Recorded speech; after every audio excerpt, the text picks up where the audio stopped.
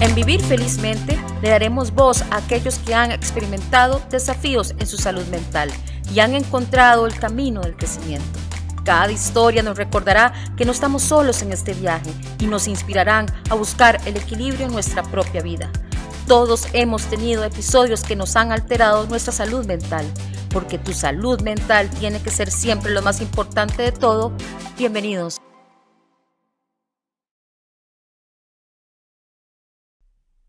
Hola, ¿qué tal? Y estoy muy feliz de estar en un episodio nuevo de Vivir Felizmente.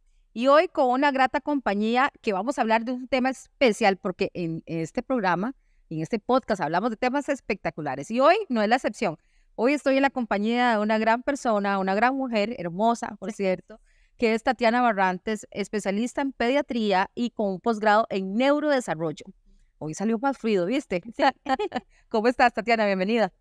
Muchísimas gracias, doctora Porras. Muchas gracias por la invitación. Muy contenta de estar con ustedes en este podcast tan lindo de Vivir Felizmente. Muchas gracias a vos por aceptar esta invitación. Y es que hablar de neurodesarrollo, la parte de neurodesarrollo, Tati, te voy a decir Tati. Sí, totalmente. Neurodesarrollo, a veces cuando vemos esa palabra, cuando vemos en un noticiero, cuando vemos una cosa, ¿qué es neurodesarrollo? ¿Eso qué será? Y queríamos hoy precisamente hablar un poco de eso y más, porque vamos a hablar de varias cosas en este programa. Tati, ¿qué es el neurodesarrollo? ¿Qué influye el neurodesarrollo? ¿Cómo va? ¿Cómo puede uno de alguna manera tener un buen neurodesarrollo? ¿Cómo no? Entonces, explicarnos un poquito sobre eso. Ok. Primero, es importante aclarar que no es lo mismo crecimiento que desarrollo. Aunque la gente piensa que son parecidos, no lo son. Crecimiento es todo lo que se puede medir. El aumento de peso del bebé, que le aumenta el tamaño de la cabecita, el tamaño de estatura, eso es crecimiento. Desarrollo es la adquisición y perfeccionamiento de todas esas habilidades de nuestro sistema nervioso central y que nos hacen únicos y diferentes a la especie humana sobre todas las demás especies que vivimos en el planeta, ¿verdad? Que nos permiten comunicarnos, crear, imaginar, escribir, bailar, inventar, descubrir, explorar todo eso maravilloso que tiene nuestra mente, ¿verdad? Y de lo que somos capaces los seres humanos. El neurodesarrollo empieza desde que estamos en el vientre de nuestras mamás, ¿verdad? El neurodesarrollo, obviamente la base de todo ello es el cerebro, es el sistema nervioso central. Entonces, desde cómo se forma dentro de ese vientre, ese cerebro, cómo se va formando, hasta mucho tiempo después de nacer, que se van desarrollando esas habilidades, todo eso es neurodesarrollo. La gente piensa en neurodesarrollo como algo solamente de los niños y de los niños pequeños, dicho sea de paso. Hasta los 2 años. Exacto, 2, 3 años a lo mucho. Y no, lo cierto es que actualmente se considera que el cerebro humano continúa desarrollándose hasta alrededor de los 24 años, o sea, tenemos adultos ya dentro de nuestro concepto de adultez que aún siguen evolucionando y que aún siguen desarrollándose. E incluso ahora hay investigaciones que hablan sobre cambios cerebrales en el desarrollo de las personas adultas mayores. Pero bueno, eso es todo otro tema, ¿verdad? Pero sí, no es algo exclusivamente de la infancia. Es algo que empieza, como te digo, desde que estamos en el vientre materno, pero que continúa a lo largo de toda nuestra infancia, toda nuestra adolescencia e incluso en la vida adulta. Desarrollo también es muy importante, no es nada más la parte motora, que es lo que mucha gente piensa, ¿verdad? Que es lo que nos permite pasar de no poder ni levantar la cabeza cuando somos recién nacidos a caminar. No, está la parte motora gruesa, que tiene que ver con todo ese movimiento corporal, la parte motora fina, que es la que nos permite escribir, tocar piano, hacer trabajo manual. El lenguaje también lleva todo su proceso de desarrollo, el lenguaje y la comunicación. La parte cognitiva, lo que tiene que ver con aprendizaje, lo que también lleva todo un proceso de desarrollo, que es lo que nos permite pasar de aprender cosas sencillas como la figura, los colores, a aprender cosas súper complejas como alguien que está en la universidad aprendiendo sobre cálculo, una cosa así, ciencias, química, tantas cosas del quehacer humano. Y también el desarrollo tiene un área de desarrollo social, porque somos seres sociales. Nuestro éxito como especie, lo que nos permitió sobrevivir y evolucionar ha sido justamente el vivir en sociedad, el ser sociales. Entonces, la parte social también tiene todo un proceso evolutivo dentro de ese desarrollo. Ahora, que hablamos de esos aspectos sumamente valiosos y que sí reconocemos, ¿qué tal en la parte de nuestro carácter, por ejemplo, de nuestra personalidad? ¿Está incluido dentro del neurodesarrollo, Tati? Sí, claro, porque los aspectos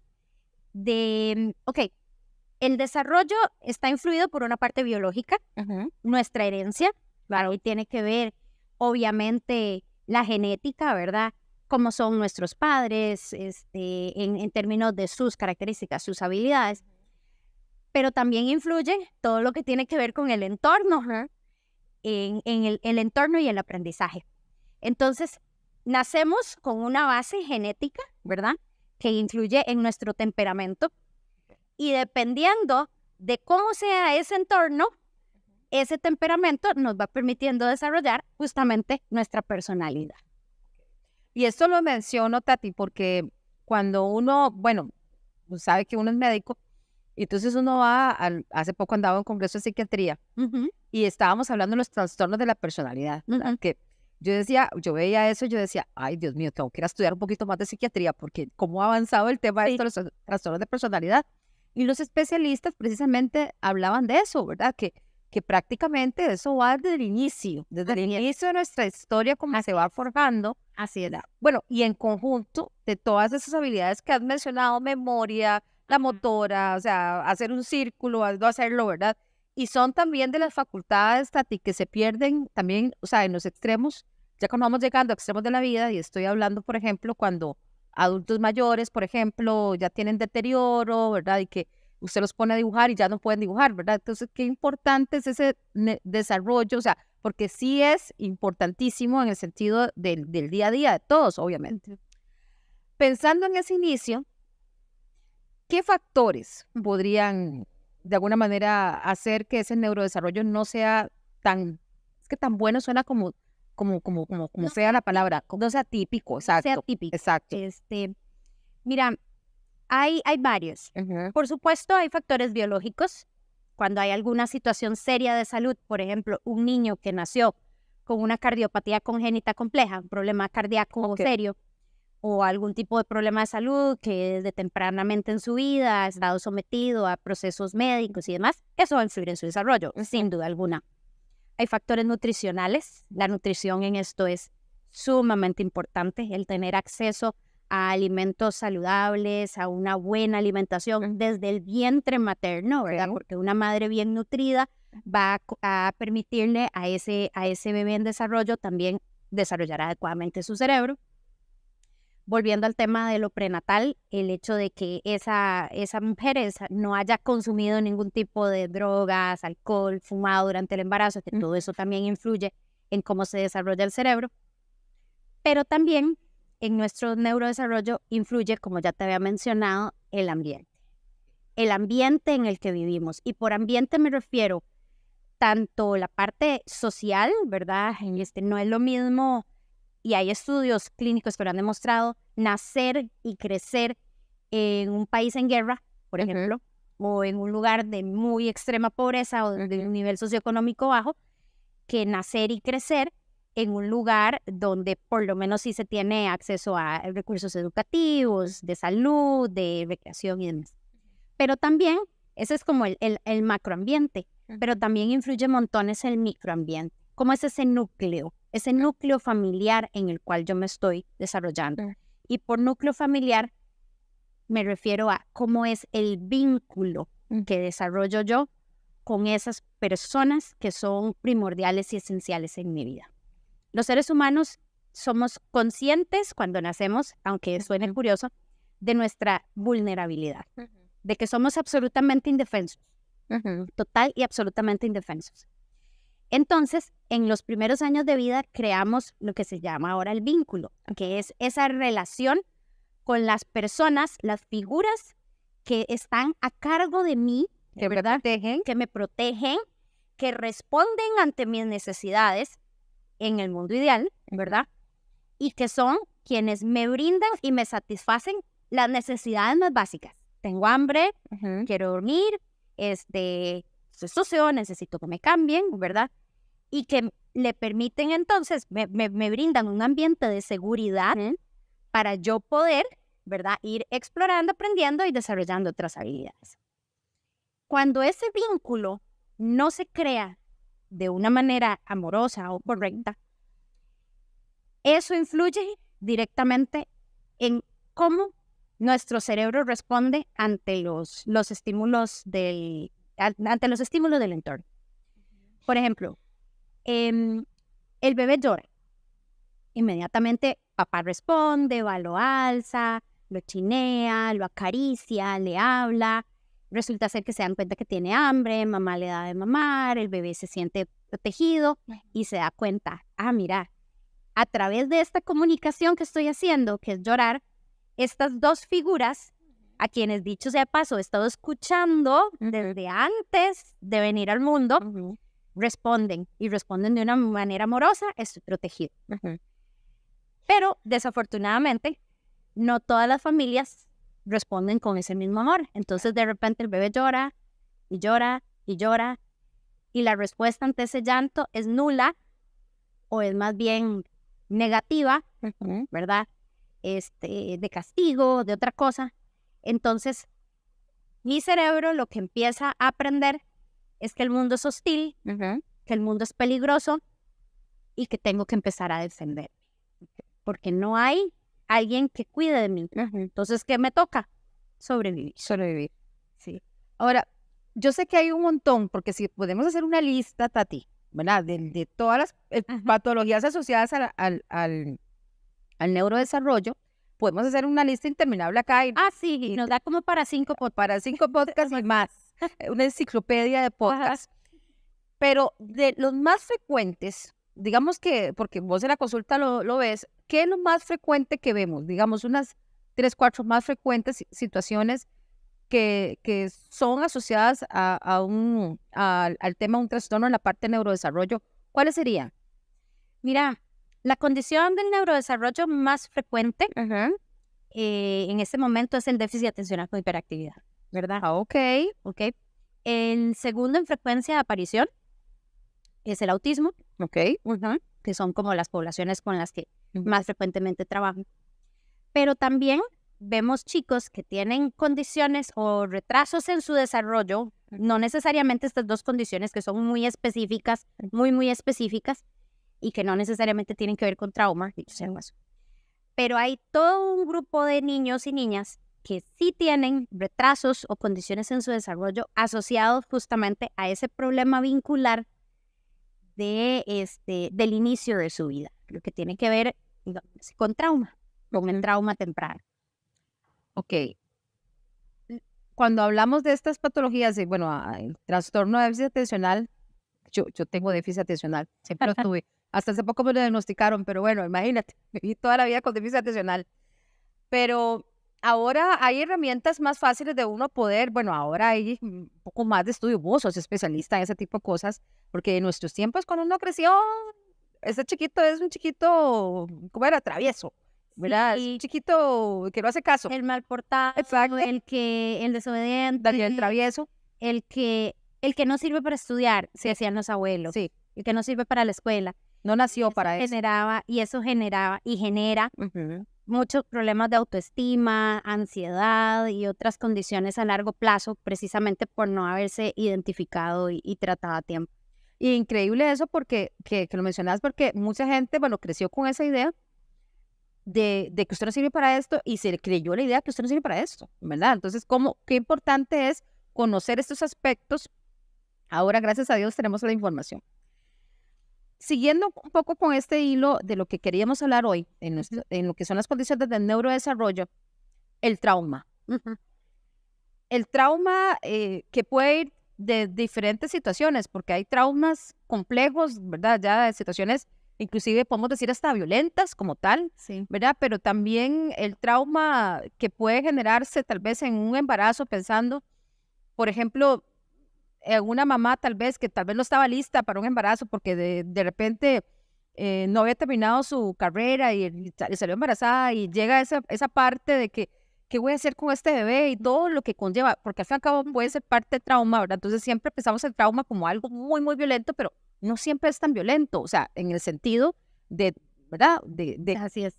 De intensidad, por decirlo, podemos decirlo. No, y no necesariamente es porque la mamá en ese momento haya rechazado realmente el embarazo. Puede ser una mujer que su condición familiar, de pareja, laboral, la tiene tan estresada, ¿verdad? Que no es el embarazo, no es su bebé el que ella dice, yo no quiero este bebé, sino que está sometida a una situación, por ejemplo, de violencia doméstica. Entonces ella, por ella misma, anda sumamente estresada, con niveles de cortisol muy elevados, ¿verdad? Recordemos que el cortisol es la hormona del estrés. El cortisol materno pasa por la placenta al bebé y hay estudios que han demostrado que esos niveles altos de cortisol materno cambian la forma como ese cerebro en desarrollo está haciendo esas conexiones cerebrales. Entonces, desde antes de nacer, puede haber situaciones de trauma que marquen, ¿verdad? Un poco o que condicionen cómo se va a dar el desarrollo posteriormente en ese niño o en esa niña. ¿Y cómo afectaría directamente el trauma? O sea, vamos a ver, en muchas formas de neurodesarrollo, lo tengo clarísimo, pero podríamos decir, bueno, es que cuando usted llega con un niño, por ejemplo, en el autismo tiene que ver el trauma, propiamente. No necesariamente. Por eso te decía, déficit atencional y autismo son condiciones del neurodesarrollo, son sumamente frecuentes. Sin embargo, no necesariamente vinculadas a trauma. Digamos, yo puedo tener un chico con autismo o una persona con déficit atencional cuyo embarazo y primera infancia fue perfecta y maravillosa, ¿verdad? No está directamente relacionada una cosa con la otra. Pero, por supuesto, si ha habido alguna situación traumática, sí existe un mayor riesgo.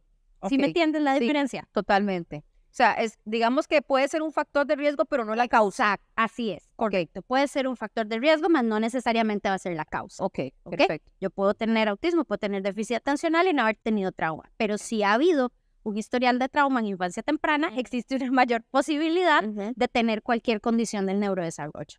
¿Y la más frecuente que se puede ver asociada a un evento traumático en el embarazo? ¿Cuál podría decirse? Te la pongo difícil. Sí es complejo porque se ha visto de todo. De todo.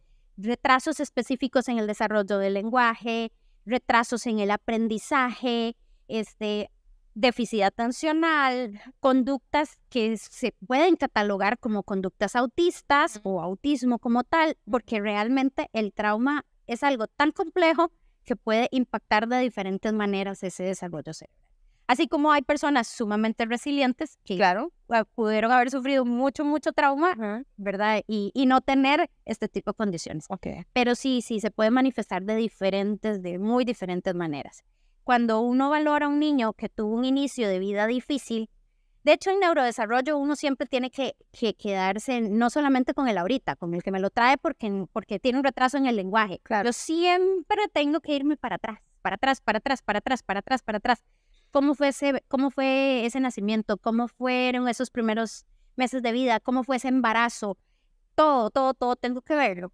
Porque precisamente tengo que empezar a identificar esos factores de riesgo, ¿verdad? Y cuando yo identifico que hay situaciones que pudieron haber generado algún tipo de trauma, tengo que ser más analítica en decir, esto realmente es, digamos, nada más un retraso en el lenguaje, o si hay todo un historial de trauma complejo, ¿verdad? Que hay que trabajar además de únicamente la terapia del lenguaje. ¿Sí me entiendes? Sí, totalmente. Sí. Qué importante eso. Y esto precisamente, aquí es que vamos a ver, vamos a interiorizar un poco toda la información que nos has dado, Tati. Claro. Y es que vos siendo especialista en esto y a sabiendas de todo lo que puede llevar precisamente el trauma, la parte de las condiciones que limitan un poco la parte del neurodesarrollo, esta valiente que está aquí a la par, y yo debo decirlo públicamente, la admiro del momento que supe y de tu historia, qué bárbara, o sea, que sos una mujer maravilla, eso es la Wonder Woman literal, aquí al frente, Muchas gracias. aquí al frente. Bueno, y es que esta mujer hermosa se decidió, ¿verdad?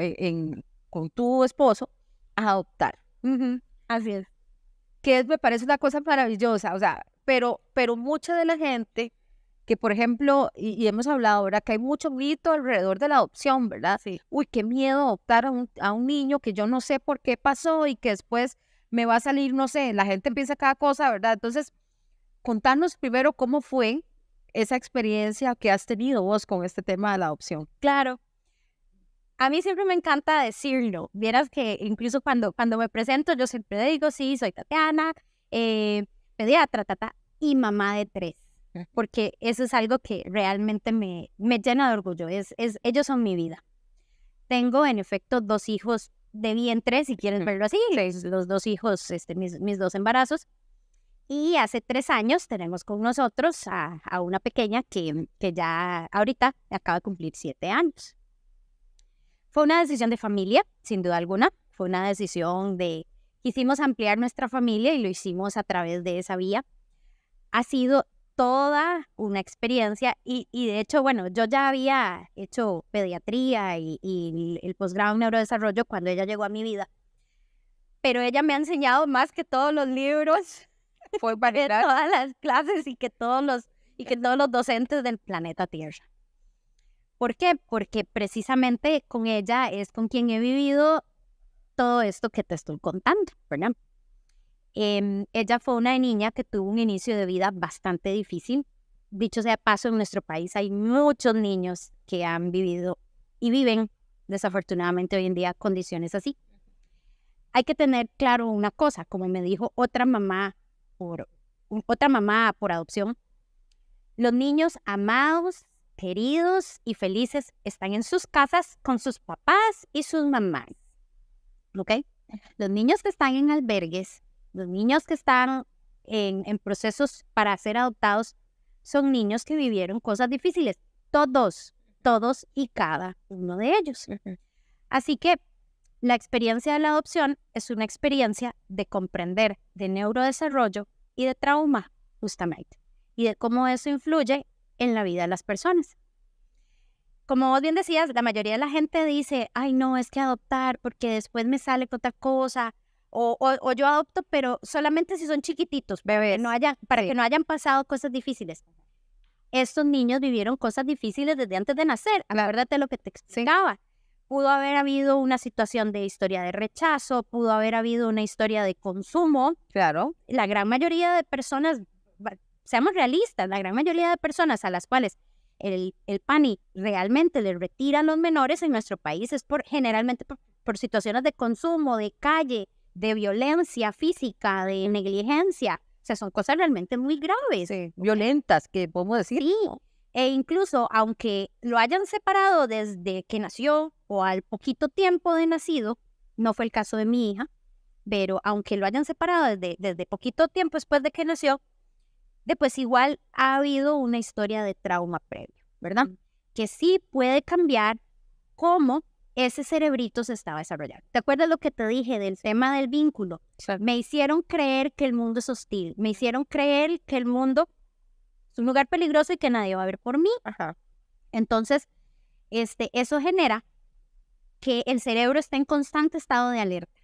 En un constante estado de alerta porque cualquier cosa puede ser peligrosa. Claro. Porque no sé si voy a comer. Sí. Porque no sé si alguien me va a cuidar.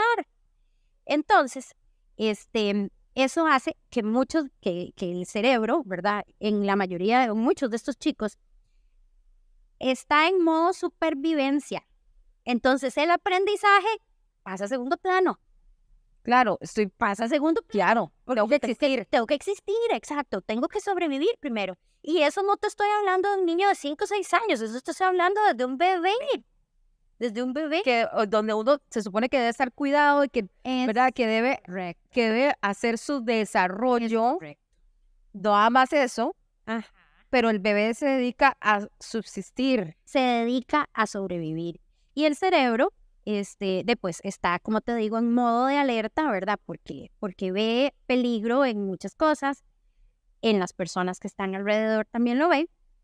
Y obviamente eso predomina ante el aprender a gatear, aprender a hablar, aprender a hacer cualquier otra cosa. Porque el primero es la sobrevivencia. Cuando mi hija llegó, que tenía casi 4 años, ella prácticamente no hablaba. Hablaba como un chiquito de 2 años haciendo frases. No sabía contar, no sabía colores, no se sabía números. Cualquier persona que haya criado un niño sabe que un chiquito a los 4 años te cuenta una historia. Sí. Se inventa un cuento. Ella con costos contestaba su nombre y cuántos años tenés. Monosílabos, prácticamente. Era sumamente básica. Apenas acababa de dejar los pañales. Ok. De día, de noche incluso los dejó hasta muchos tiempos después. Para que te hagas una idea, ¿verdad? De cómo influye eso. Y ella ya tenía rato de haber sido separada de su familia de origen, ¿verdad? Institucionalizada, eso sí, ¿verdad? Pero se notaba, ¿verdad? Que realmente le hacía falta esa convivencia en un ambiente amoroso, en un ambiente positivo, en un ambiente que le permitiera bajar ese nivel de alerta que cuando llegó a casa era sumamente evidente en su relación con las demás personas, en su rechazo hacia el contacto físico, muchas cosas, ¿verdad? Y que por dicha, pues obviamente ha ido evolucionando. Algo tan básico. Los papás solemos hacerles cosquillitas a los chiquitos, sí. ¿verdad? Allá jamás hacerle ese tipo de cosas era, ¿verdad? Se asustaba montones, lloraba muy asustada, realmente muy atemorizada. ¿Por qué? Porque nunca en la vida había vivido eso. Porque son niños que no recibieron ese cariñito de que cuando te bañan y te hacen masajitos y te hablan y te han dado amor. Entonces, todo contacto físico es, ¿de qué le pasa? Sí, ¿verdad? exacto. ¿De por qué me toca? La buena noticia, y es la razón, creo yo, por la que estamos acá, es que eso se puede cambiar, eso se puede trabajar.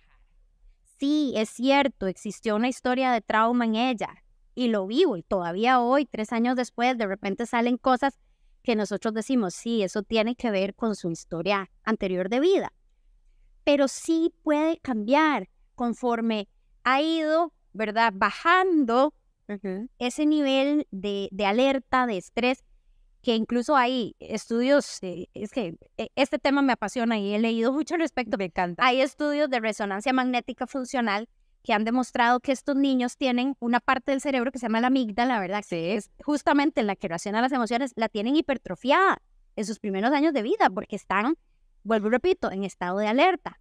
Entonces, conforme ya se involucran en un ambiente positivo, amoroso, de acompañamiento, de cuidado, poco a poco va bajando esos niveles de estrés y la amígdala va volviendo a retomar, ¿verdad? Un tamaño, digamos, más acorde con el de cualquier otro niño que no ha vivido eso. Y eso le permite a la corteza cerebral, ahora sí, empezar a explotar todas esas habilidades que estaban ahí guardadas y rezagadas, ¿verdad? Por el modo supervivencia previo. Y eso es justamente lo que hemos visto con L. A ella le falta. Sí, le falta, claro que le falta. No te voy a decir que en este momento ella es como cualquier otra niña de 7 años porque no lo es. Lo estamos viendo en este momento en su proceso de escolarización y ya lo habíamos visto desde antes. Y sé por historias de vida de otros chicos que conozco, ya cuando uno se mete en este tema de la adopción, hace tribu. Claro, hemos formado una comunidad. Y que me parece lindo eso, me parece lindo. Pasado por lo mismo. Y todos tenemos una historia parecida, ¿verdad? Hay que dar tiempo. En algún momento ya ahí va el despegue y lo logran, ¿verdad? En mayor o menor medida, algunos sí, con más necesidad de apoyo que otros, pero sí lo logran. Entonces, no es, sí hay una historia de vida negativa, sí hubo cosas que no debieron haber pasado y que han afectado su desarrollo, pero no es una sentencia. Hay luz, no es lo que decimos. Ahí sí.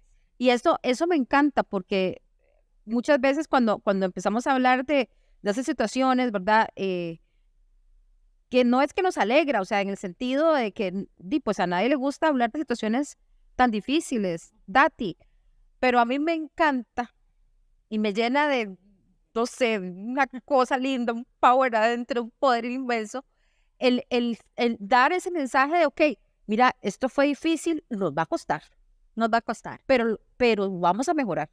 Y no solamente nos va a costar, sino que va a requerir ayuda. Eso es algo que también hay que tenerlo muy claro. Ayuda incluso profesional. Yo con mis hijos, aún siendo pediatra, yo soy mamá. Claro. Yo soy mamá, punto. Y Y con ella no es la excepción. sí, totalmente. Aún con toda mi experiencia en neurodesarrollo, yo soy mamá, nada más. Entonces, sí hemos requerido, y las familias que conozco, muchas también han requerido apoyo conductual, terapia del lenguaje, psicología. Claro. Hay que trabajar psiquiatría, hay que trabajar toda la parte de trauma, hay que trabajarla, se lo merece, ella se lo merece y lo necesita, ¿ok? Estos chicos se lo merecen y lo necesitan. Pero sí se puede, el mensaje es que sí se puede. Que sí se puede y que no debe ser una condicionante para no adoptar. Así es. Porque yo creo que en nuestro país hay muchos chicos que se merecen una casa, que merecen tener amor, una familia. Exacto, una familia, gente que los acompañe, que los cuide, que los proteja, y que muchas veces, dentro de los mitos que hemos hablado, es que no solo los bebés, no, que también hay chicos ya más grandes, mayores de 5 años, que son los que tenemos mucho problema en nuestro país, que la gente busca a los bebés, precisamente por eso es lo que hemos hablado, pero que sí, que nos va a costar, porque no va a ser fácil.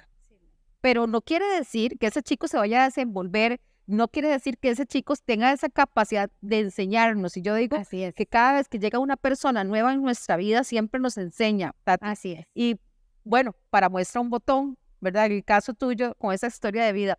Y cerramos precisamente ese podcast con ese mensaje tan bonito de que siempre hay esperanza, que hay que trabajarla, pero sí se puede. Y no solamente en los chicos con el tema de esto, de que son chicos abandonados, sino también en los chicos que viven dentro de su seno familiar, pero que tienen algún problema en la parte del neurodesarrollo, que tienen alguna deficiencia en la parte del desarrollo, o una condición, más bonito, una condición de neurodesarrollo.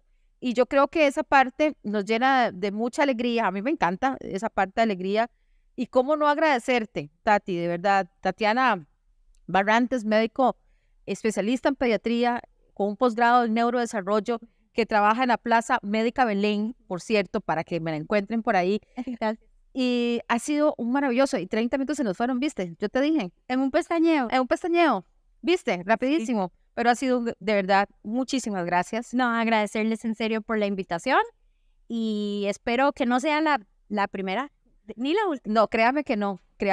Y de verdad, y yo debo decir también, al cerrar esto, un gran beso, abrazo a todos aquellos papás que han decidido adoptar. Qué maravilloso. Gracias. Y a los que no se animan, anímense, por favor. Sí. O sea, a las personas que lo han pensado, pueden acercarse al PANI. El PANI tiene un departamento de adopciones, ahí les brindan información. Sí. Y como les decía, ya hemos hecho tribu. Entonces existe un grupo en Facebook, por si lo quieren buscar, que se llama Familias de Corazón Costa Rica. Qué lindo, Familias de Corazón. Me parece que lo he visto por ahí. Hay que seguirlo y no, encantadísima. Así que este ha sido el episodio de Vivir Felizmente por el día de hoy. Espero encontrarnos en un próximo episodio. Ojalá que y espero tropezar otra vez contigo en un otro nuevo episodio de Vivir Felizmente. Hasta luego. Este espacio es patrocinado por Saicus, la división de marcas de Calox, división inspirada en la ciencia, la medicina y el ser humano.